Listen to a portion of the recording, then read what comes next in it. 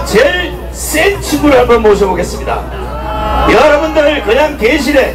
제가 혼자 가서 공수처단 민노총이라도 500명을 다 때려잡겠다는 거야 지금. 해권대랑 몇 달인지 모르지만 일요일 걸렸어.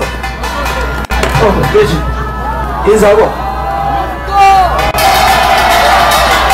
일단 연설의 앞에서 구호 한번 외치도록 하겠습니다. 탄핵무효! 탄핵무효!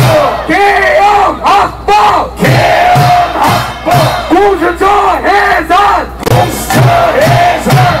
민주당 해산! 민주당 해산! 문재인 체포! 문재인 체포! 이재명 구속! 이재명 구속! 찌틀러 처형! 찌틀러 처형! 이제 연설 시작하겠습니다. 저는 초등학교 2학년 때 뭣도 모르고 촛불 집회 나갔었습니다. 뭣도 모르고 박근혜 탄핵을 외쳤던 사람입니다. 하지만 문재인 이 개새끼 죄송합니다. 문재인이 집값을 폭등시켜서 서민들 집을 못 사게 만들고 여성가족부를 이용해서 남녀를 분할시키고 이것 때문에 윤재삼이라는 이 교수가 아닌 사람이 폭염의 인사말을 여성혐오로 만들어서 신남성연대를 알리게 되었습니다. 제가 11월달 신촌역에서 신남성연대 집회를 처음으로 담당하게 되었습니다. 이 말이 나왔으니까 구호 한번 다시 외쳐보겠습니다. 영아구 해체! 영아구 해체! 민주당 해산! 민주당 해산! 한동훈 한동훈 나가! 한동훈 나가! 한동훈 나가! 이제 다시 연설을 시작하자면은 저희 부모님이 민주당을 지지하세요. 근데 민주당 저희 아버지가 태극기 집회를 뭐 바보 같다고 하는데 촛불 집회에서 윤석열 탄핵 집회에서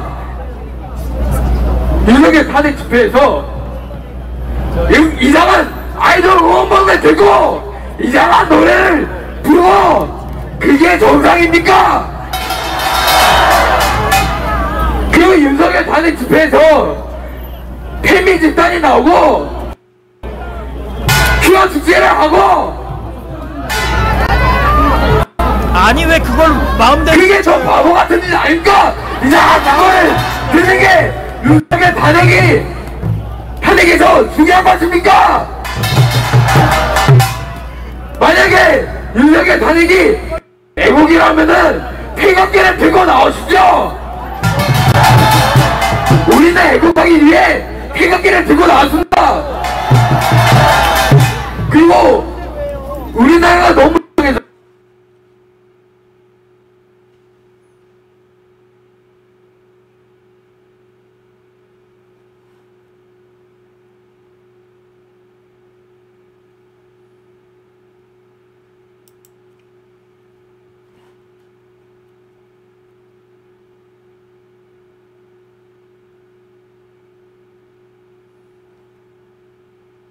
경호 구조가 3중 구조입니다.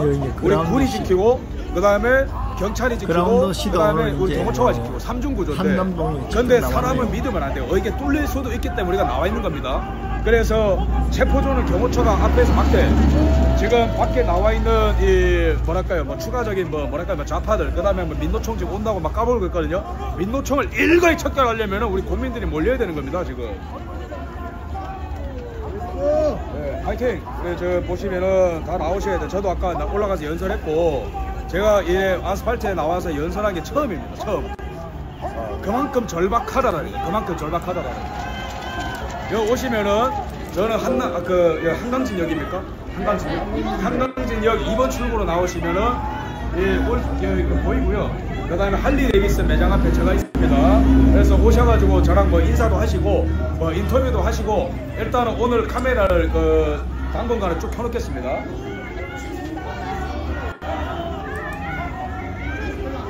네, 좀 약간 불안정감이 나요. 제가 제일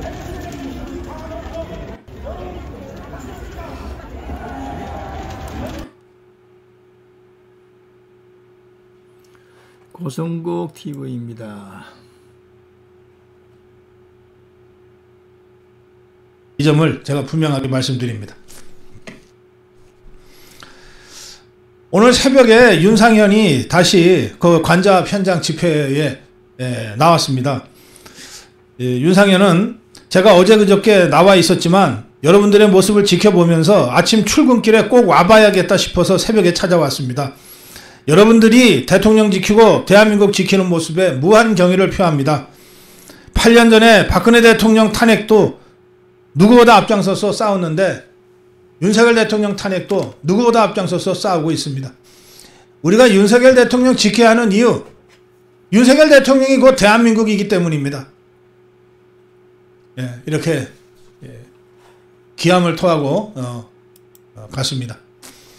지금 민주당은 전원 비상대기령을 내렸다고 하는데 정성호가 이런 얘기를 라디오 인터뷰에서 했습니다. 대통령 체포 과정에서 상당한 물리적 충돌이 있을 가능성, 이런 거 없어요. 저것들 쫄아가지고 집행 제대로 못한다니까요. 그러니까 경찰이 뭐 바보예요? 불법적인 체포영장 집행하는데 동원돼서 지그들만 직권남용죄 뒤집어쓰게? 그럴 일 없어요. 그러니까 충돌할 가능성도 별로 없다고요.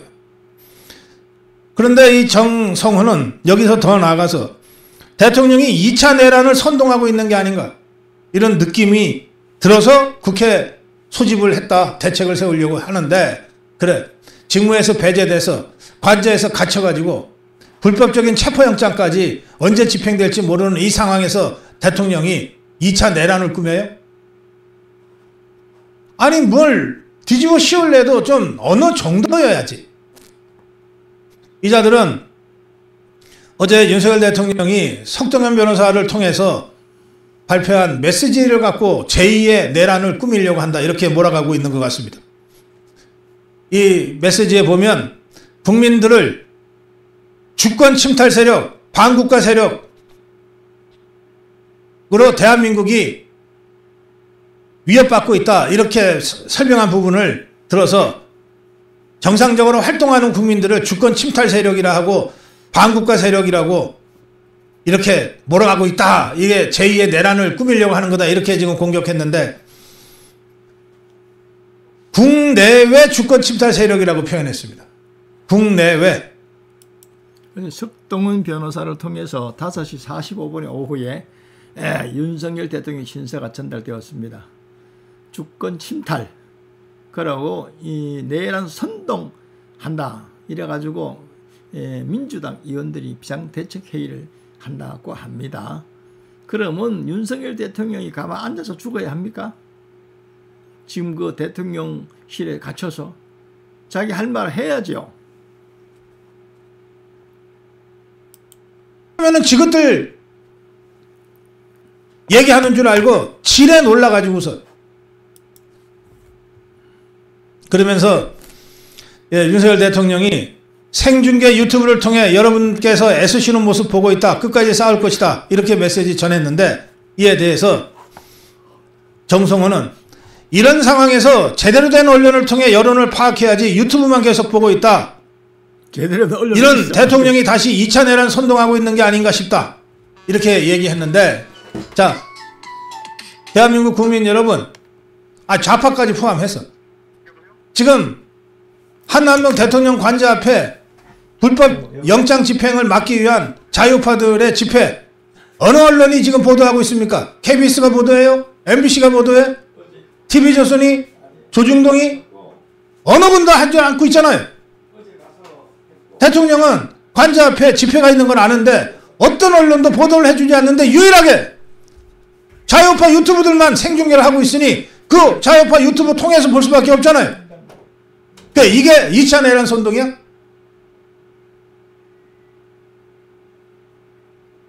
아니 누명을 씌우고 뒤집어 씌워도 어느 정도가 있어야지.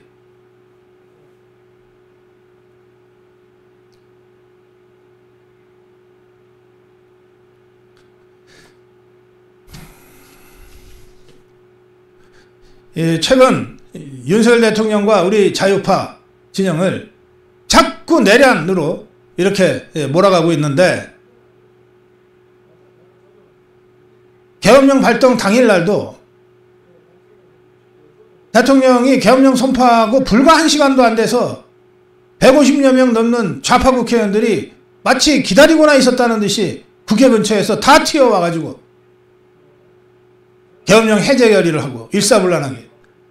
갑자기 수천 명의 그 시민들이 밤 10시 반에, 그 여의도는 보통 때도 평일날 저녁에는 그 시간이면 사람들이 없어요. 더구나 이게 금요일 저녁 아니었습니까? 금요일 저녁에 뭔 사람들이 그렇게 여의도에 득실을 그리고 있다가 마치 계엄령 발동을 기다리고나 있었다는 듯이 일거에 모여서 계엄군 진입을 막고 글쎄 그렇게 행동을 합니까?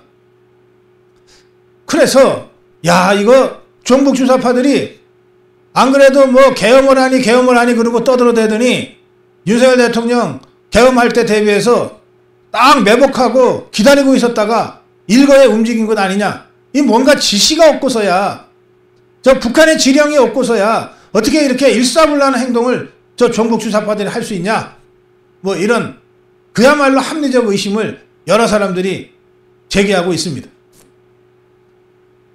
실제 8년 전에 박근혜 대통령 탄핵할 때 북한이 박근혜 탄핵을 구체적으로 지시했던 그 증거들이 수도 없이 많습니다. 2014년부터 박근혜 대통령 탄핵을 부추기기 시작했어요. 저 김정일이, 김정은이, 저 집단들이 우리는 박근혜를 탄핵한다.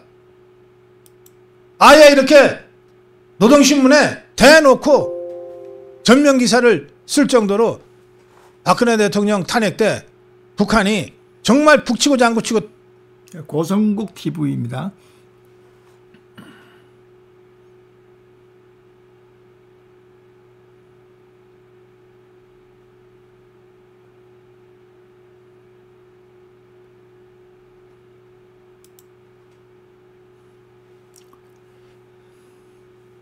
저는 일주일에 딱 이틀만 일하고 있습니다. 일주일에 영상 2개씩만.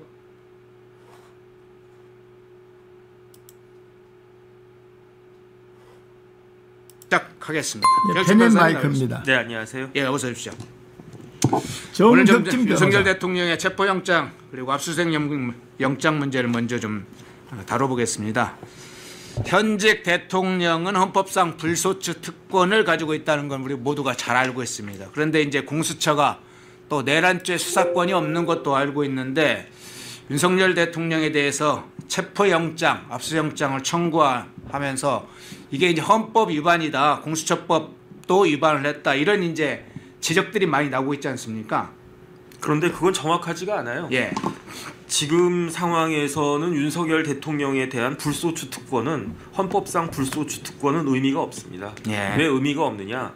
내란죄가 결부가 되어 있기 때문에 의미가 없어요. 그러니까 아무리 대통령이 뭐 불소추 특권 있다고 하더라도 그거는 내란죄를 제외한 다른 범죄에 대한 그 불소추 특권이지, 내란죄가 문제가 되니까 이제 그 이야기는 지금 여기서 할 수 있는 게 아니고, 예. 다시 말해서 우리나라 수사기관은 윤석열 대통령에 대해서 내란죄로 수사할 수 있다. 이거는 저기 다 알아두셔야 될 것 같고요. 이게 현실입니다.